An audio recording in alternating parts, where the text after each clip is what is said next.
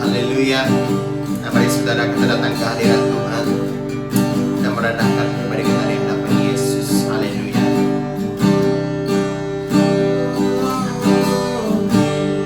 Terima kasih Tuhan. Haleluya. Kami sembahmu Tuhan, kami agungkan namamu Yesus.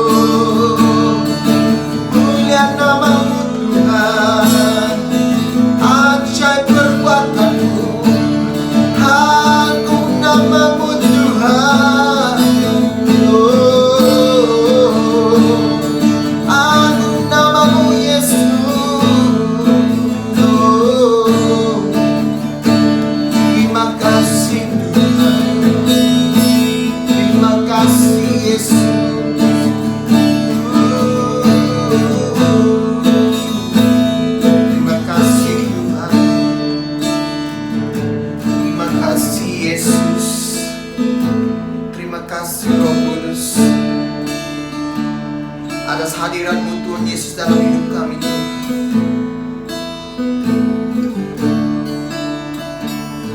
Bapa, pada saat ini Tuhan Yesus, kami menyerahkan hati kami di hadapan Engkau Tuhan. Engkau Bapa yang sungguh baik, Bapa yang sangat baik. Haleluya Tuhan. Terima kasih Tuhan.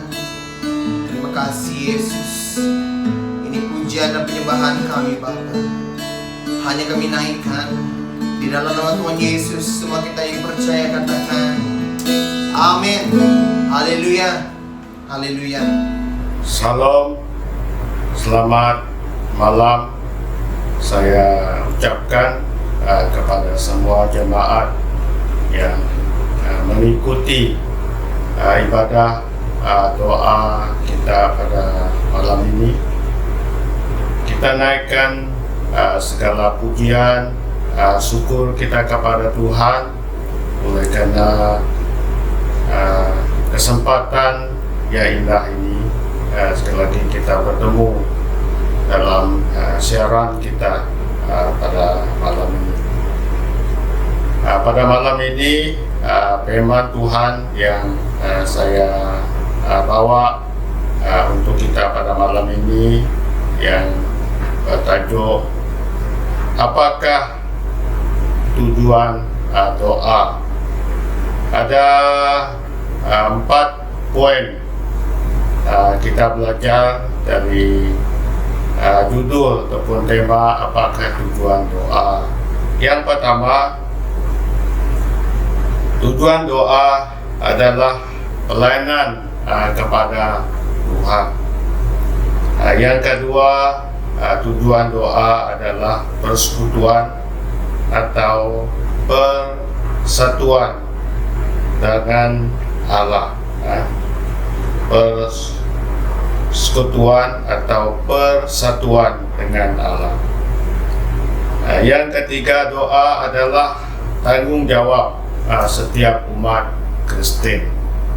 Tujuan doa yang terakhir adalah belas kasihan kepada orang yang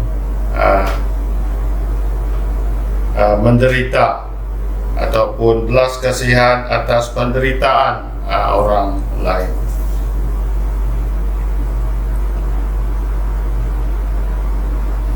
Nah, menurut hamba Tuhan yang cukup terkenal, yaitu John Wesley, di mana hamba Tuhan ini mengatakan bahwa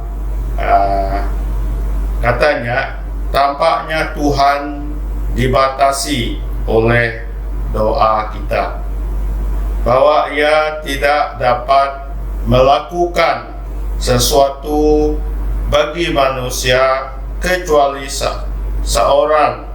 seseorang meminta kepadanya. Nah, di sini hamba Tuhan ini membuat pernyataan bahwa Tuhan dibatasi oleh doa.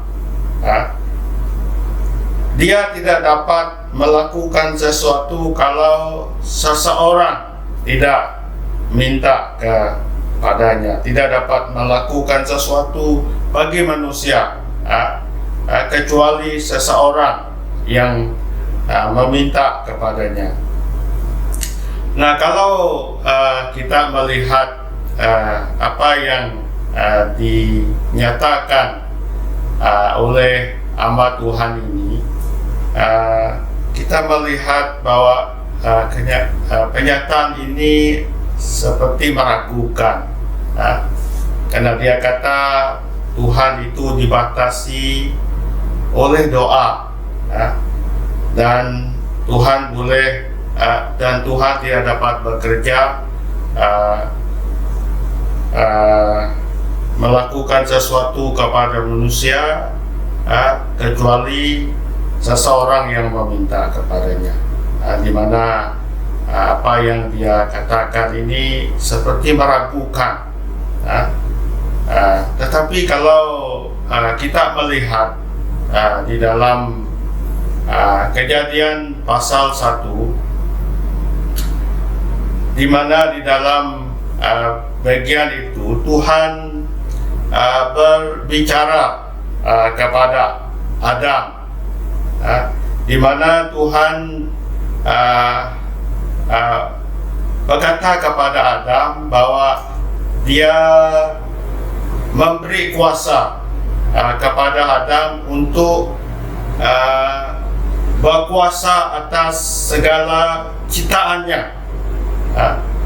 Dia memberi otoritas kepada Adam berkuasa atas segala ciptaan Tuhan. Nah,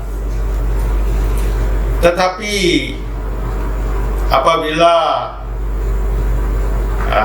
Hawa ditipu oleh iblis ataupun setan, di mana setan menipu Hawa. Kalau kita melihat dalam teks Kejadian pasal 3 di situ, setan bertanya kepada Hawa, apakah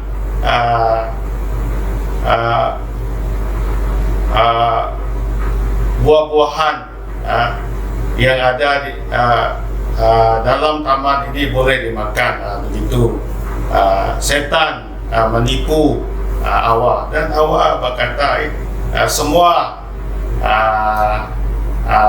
pokok-pokok buah-buahan di taman ini boleh dimakan kecuali pokok yang ada di tengah taman.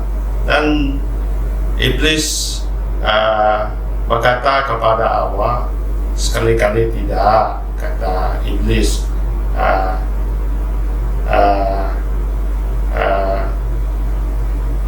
kamu kata iblis, kamu tidak akan mati kalau makan buah ataupun buah pokok yang ada di tengah-tengah Taman Eden. Kalau kamu makan buah tersebut, kata iblis, Tuhan tahu bahwa kamu akan seperti Allah. Allah mengetahui bahwa kamu akan seperti Allah, tahu yang mata kamu terbuka, tahu yang baik dan yang jahat. Jadi tertariklah Hawa bila dia mendengar apa yang dikatakan oleh iblis. Jadi bila keinginannya sangat kuat,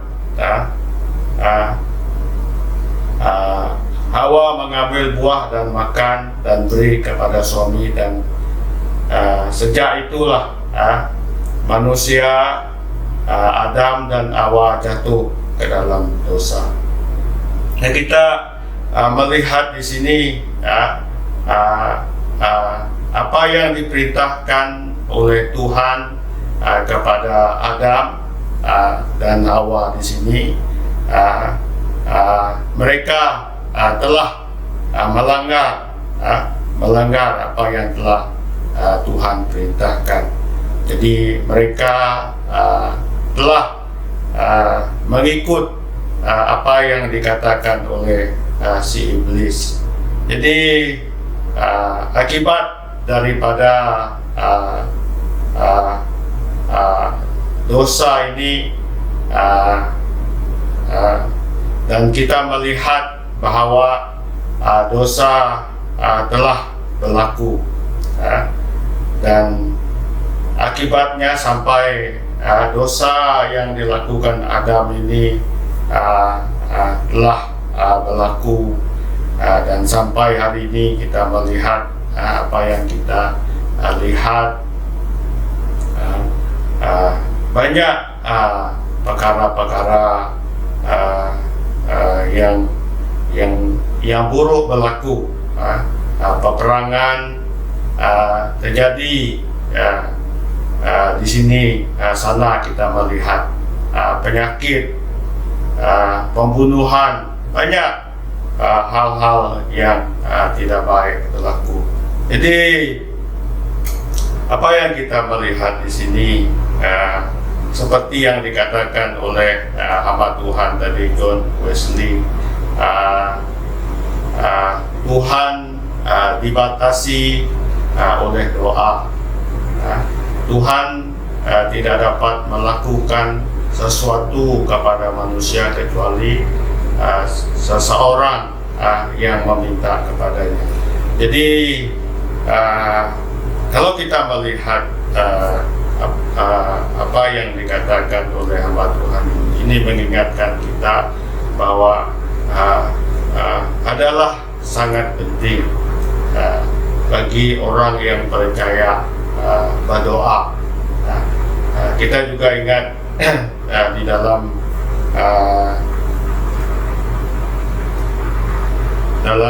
satu Tawarikh 7 ayat 14 yang berbunyi demikian, dan umatku yang atasnya namaku disebut merendahkan diri, berdoa dan mencari wajahku, lalu berbalik dari jalan-jalannya yang jahat, maka aku akan mendengar dari surga dan mengampuni dosa mereka serta memulihkan negeri mereka. Nah, kita melihat di sini di mana firman Tuhan memberitahu kepada kita bila umat Tuhan merendahkan diri, berdoa, mencari wajah Tuhan, meninggalkan jalan-jalan yang jahat, maka bila umat Tuhan berdoa, bila umat Tuhan berseru kepada Tuhan, doa dan seru umat Tuhan itu didengar dari sorga, dan Tuhan mengampuni, Tuhan memulihkan. Jadi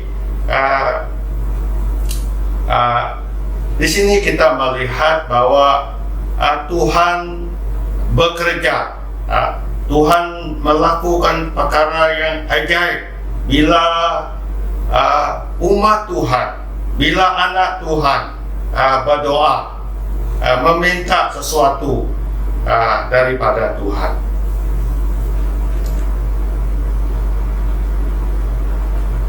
Jadi pada malam ini seperti yang saya katakan tadi, judul ataupun tema firman Tuhan adalah apakah tujuan doa?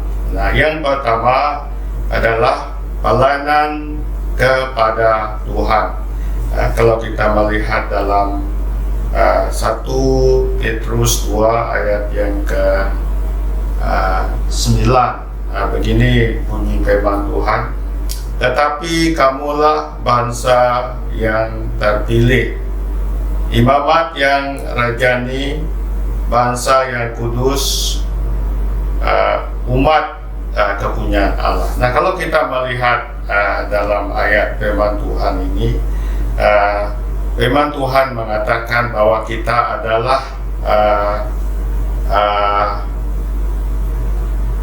imamat yang rajani, imamat yang rajani. Nah, karena kita adalah imam yang dipilih Tuhan, kita adalah iman yang telah dikuduskan oleh darah Yesus Kristus. Jadi Tuhan telah memilih kita untuk melakukan tugas pelayanan kita. Nah, salah satu tugasnya adalah berdoa. Jadi doa umat Tuhan, doa orang yang dipilih Tuhan adalah doa yang berkuasa. Kalau kita lihat di dalam 1 Tawarikh pasal 7 ayat 14 tadi, bila orang kepunyaan Tuhan bila dia berdoa, doa itu Tuhan dengar dari surga dan Tuhan bertindak. Itu yang berlaku. Nah, yang kedua, apakah tujuan doa?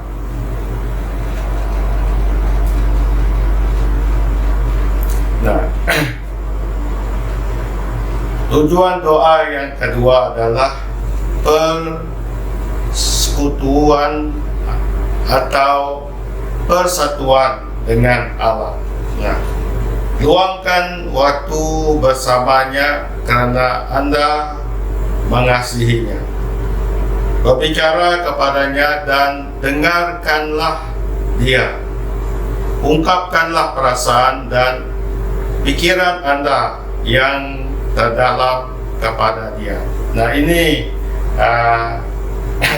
kalau kita melihat kalimat ini mengingatkan kita bahwa kalau kita umat Tuhan yang mengasihi Tuhan, yang bersandar, yang percaya kepada Tuhan, kita harus luangkan waktu kita, masa kita berdoa kepada Tuhan. Ini satu yang sangat penting dalam kehidupan kita sebagai orang percaya. Seperti yang saya kongsikan dalam siri khotbah doa pada yang masa yang lepas, saya petik satu kalimat seorang hamba Tuhan yang berbunyi begini.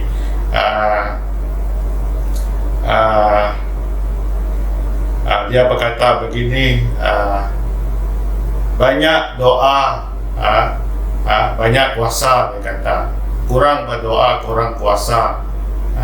Tidak berdoa, tidak ada kuasa. Dia tambah lagi satu kalimat begini, banyak berdoa, banyak berkat. Kurang berdoa, kurang berkat. Sedikit berdoa, sedikit berkat. Tiada doa, tiada berkat. Jadi di sini kita melihat sebagai orang yang percaya Tuhan, sebagai orang yang menyintai Tuhan, kita harus luangkan waktu.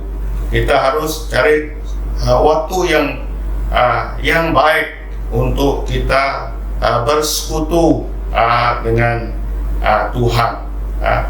Contohnya kita melihat saja tokoh-tokoh rohani yang di dalam Alkitab, seperti Daniel, seperti Musa, seperti Daud,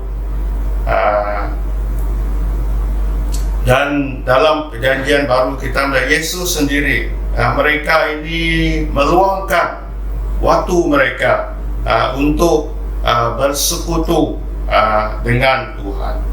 Jadi itu tujuan apakah doa itu, di mana kita bersekutu dengan Tuhan, dan lewat doa kita Tuhan melakukan perkara-perkara yang ajaib. Saya ingat satu waktu saya dan ada satu pelayan, masa itu dia pelayan, sekarang sudah jadi hamba Tuhan. Kami berdua pergi melawat hospital. Jadi waktu kami berjalan di hospital, dan di satu ward kita melihat seorang bapak berbaring dalam kesakitan. Dia sangat sakit. Saya melihat dia sangat sakit. dan oleh karena dia dalam keadaan yang sakit, menahan sakit, jadi kami datanglah kepada Bapak ini, dan dia dan bertanya mengapa dia tanya dia lah mengapa apa sebab kamu begini. Jadi dia berkata dia dipatuk oleh seekor ular. Jadi bila saya melihat bekas patukan ular itu, saya lihat bengkak, kaki Bapak itu bengkak, biru kehitaman di tempat patuk ular tersebut. Jadi kami doa bila saya letakkan tangan di atas Bapak ini, saya tidak rasa apa-apa lah. Hanya doa saja. Jadi bila sudah berdoa, kami pun berlalu mendoakan orang lain. Jadi beberapa bulan lepas itu saya bertemu dengan Bapak ini. Dia datang jumpa saya satu kali di pasar. Dia datang jumpa, dia beritahu saya lah orang yang kamu doa di hospital beberapa bulan yang telah lepas. Baru dia memberitahu bahwa waktu kamu doa, dia kata pegang tempat yang dipatuk oleh ular itu, kaki saya yang bengkak itu sangat sejuk sekali, dia kata. Jadi bagi saya yang letakkan tangan, saya tidak ada rasa apa-apa. Tetapi bagi Bapak yang sakit itu, dia rasa tangan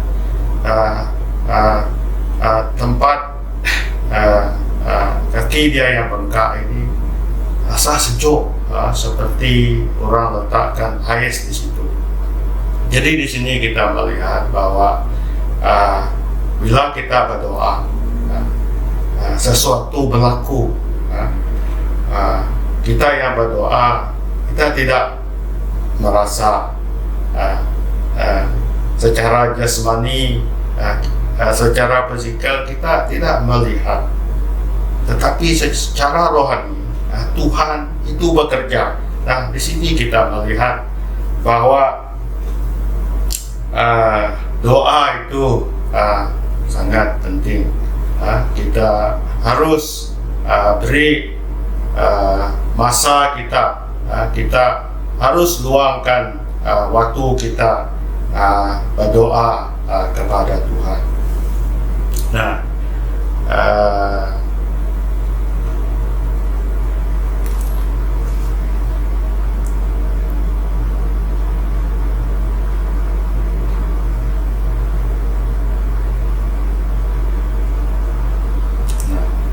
poin yang ketiga, apakah tujuan doa?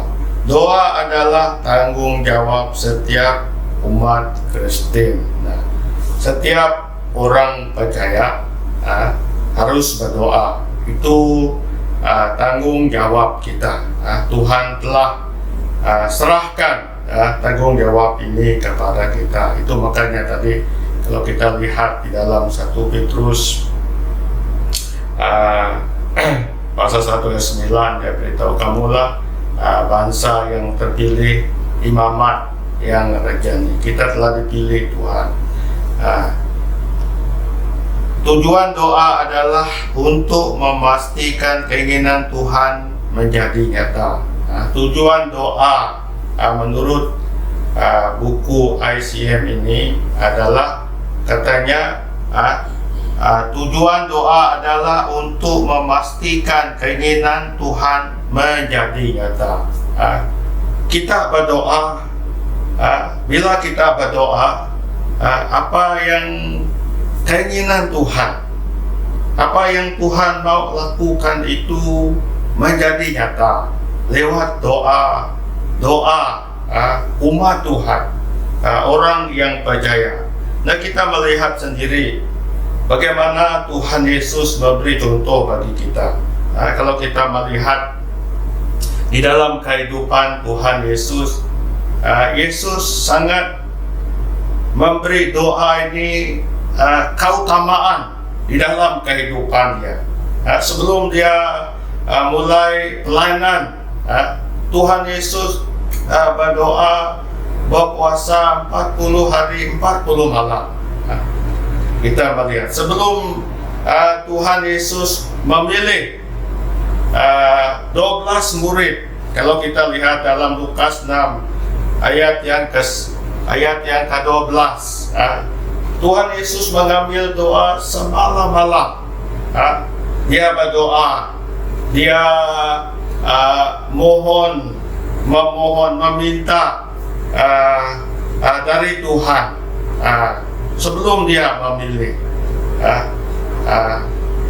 Dan kalau kita melihat juga di dalam Matius 14 ayat 23 juga, di situ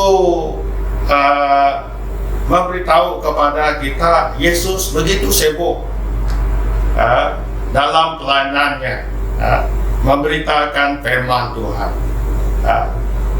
Walau dia sibuk sekalipun, di sebelah malam Tuhan naik ke bukit berdoa. Dia berdoa. Jadi doa itu prioritas yang utama bagi Tuhan Yesus. Nah, kalau Tuhan Yesus dalam hidup dia memberi doa ini satu prioritas yang utama. Jadi sebagai anak Tuhan, sebagai orang yang percaya, begitu juga kita harus berdoa. Tuhan bekerja, Tuhan lakukan perkara ajaib, perkara besar lewat doa kita. Tuhan dibatasi oleh doa, saudara. Itu makanya kita harus berdoa. Itu makanya kita luangkan masa untuk berdoa. Bila kita bangunlah awal pagi sedikit, di mana masa itulah masa yang sesuai untuk kita berdoa. Kita doa untuk pribadi kita. Kita doa agar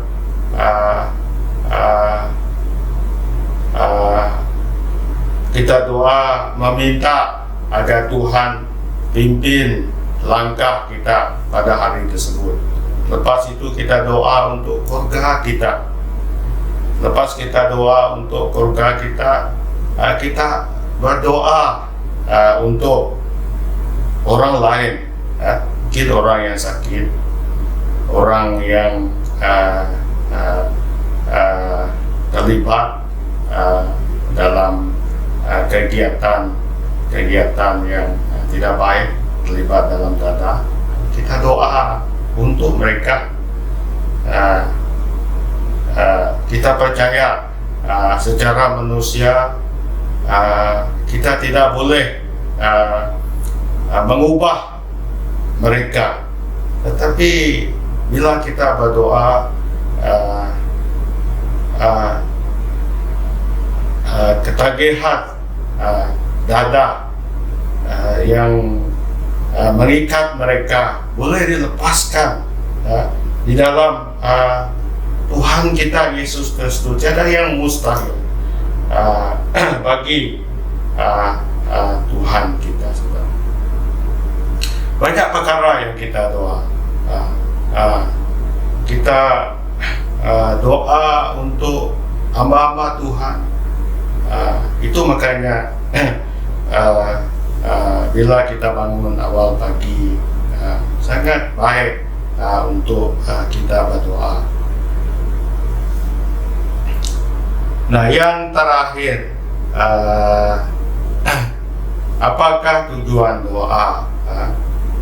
Tujuan doa yang terakhir adalah belas kasihan atas penderitaan orang lain. Ikutlah terlibat demi kesejahteraan orang lain, demi kesejahteraan orang lain, ikutlah terlibat. Berarti untuk kesejahteraan orang lain kita membawa orang lain dalam doa. Kita membawa negara kita, negeri kita, bandar kita, kampung kita, rumah panjang kita di dalam doa kita. Itu maksud ikutlah terlibat demi kesejahteraan orang lain. Kita doa, kita minta agar Tuhan bekerja, Tuhan pulihkan negara, negeri, kota, bandar, rumah panjang kita. Jadi kita berdoa, kita mohon kepada Tuhan. Kalau kita melihat ingat siri khotbah yang lepas, doa itu adalah berdialog dengan Tuhan, di mana kita berbicara dengan Tuhan, Tuhan berbicara. Kita ungkapkan isi hati kita, dan juga kita mendengar ungkapan isi hati Tuhan bila kita berdoa. Jadi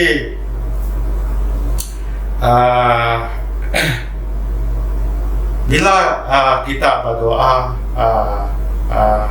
kita percaya, saudara, Tuhan akan berbicara dengan cara Tuhan sendiri, memberitahu apa isi hati Tuhan. Kalau kita melihat di dalam firman Tuhan, kerinduan Tuhan adalah agar orang yang belum mengenal Tuhan diselamatkan. Itu kerinduan Tuhan. Dan kerinduan Tuhan juga agar orang yang susah, orang yang penuh dengan penderitaan ditolong. Secara manusia kita tiada kemampuan, kita tidak ada kekuatan untuk menolong mereka. Tetapi bila kita doa, kita percaya yang sakit sembuh, rumah tangga yang ada masalah dipulihkan bila kita berdoa, saudara. Jadi doa ini sangat penting, saudara. Jadi itulah 4 poin. Apakah tujuan kita berdoa? Yang pertama tadi, pelayanan kita kepada Tuhan. Yang kedua, persekutuan kita dengan Tuhan. Yang ketiga, tujuan doa adalah tanggung jawab kita. Doa adalah tanggung jawab kita sebagai umat Kristen. Dan yang terakhir adalah belas kasihan bagi orang yang menderita. Jadi sampai di sini firman Tuhan pada malam ini. Jadi sebelum kita menutup persekutuan doa kita malam ini, mari kita berdoa. Saya pimpin kita dalam doa. Bapa Surgawi, Bapa yang kami tinggikan dalam Yesus Kristus, Tuhan Allah kami yang ajaib. Kami naikkan syukur, terima kasih kami kepada Tuhan, karena Tuhan mengasihi kami, karena Tuhan sentiasa pimpin langkah kami, karena Tuhan sentiasa menolong kami, memberi hikmat kepada kami, menegur kami bila kami melakukan sesuatu yang tak berkenan kepada Tuhan. Bapa Surgawi, pada malam ini hamba doa untuk seluruh jamaat komuniti Lutung ke dalam tangan-Mu. Hamba berdoa agar Engkau Tuhan terus menjaga dan melindungi jamaat. Jauhkan umat-Mu dari kuasa kegelapan, dari penyakit COVID-19, dari penyakit yang lain. Hamba doa agar Yesus Engkau menjadi gembala yang baik yang menjaga keluar masuk umat-Mu. Berkati segala pekerjaan mereka, segala keperluan mereka. Bapa Surgawi, pada malam ini kami juga terus doa untuk negara kami, untuk negeri kami ke dalam tangan-Mu. Kami berdoa agar Tuhan terus melindungi, terus menjaga negeri kami. Kami terus doa untuk para petugas yang masih bertugas membendung COVID-19. Kami doa agar Tuhan bungkus mereka, lindung mereka dengan darah. Kami berdoa agar penyakit COVID-19 ini terus dihancurkan di dalam Tuhan kami Yesus Kristus. Bapa Surgawi, pada malam ini kami doa untuk pemimpin negara kami, negeri kami, baik Perdana Menteri dan Menteri-Menteri Kabinet, Ketua Menteri Kabinet. Kami berdoa agar Tuhan beri hikmat, beri kebijaksanaan bagi mereka untuk memimpin bangsa negeri ini. Kami doa juga agar Tuhan memberi keamanan bagi negara, negeri, bahkan bangsa kami. Terima kasih ya Tuhan, kita puji nama-Mu. Dalam nama Tuhan kami Yesus Kristus, kami telah berdoa dan bersyukur. Amin. Sekian, terima kasih Tuhan memberkati.